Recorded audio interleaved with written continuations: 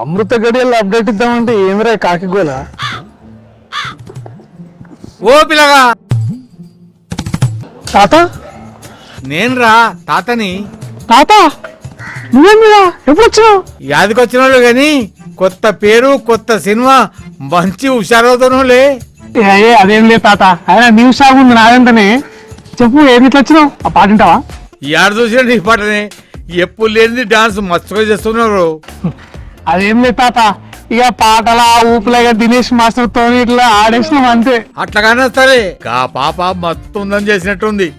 అబ్బో సంధిస్తే సురికేస్తాడు. సరే తాత వచ్చిండు, మరేం కొత్త ముచ్చట్లేవారా? బరోబరు ఉన్నది, అది చెప్దామని మంచి గడియలు మంచి ముహూర్తం వెతుకుతున్నా. చేసే పని మంచిదైతే అవన్నీ ఎందుకు బిడ్డ? ఓహో గిడి ముచ్చళ్ళకేం తక్కువ లేదు, రాబోయని మంచి రోజులే. ఇక మన జాతకం మారుతాంది. అట్లంటావా? మరి అదేందో చెప్పిగా. పుష్యమి నక్షత్రం గురువారం అనగా నవంబర్ 21వ తారీఖు ఉదయం 11:12 సారన్నపాణి జాతకం టీజర్ మీ ముందుకి.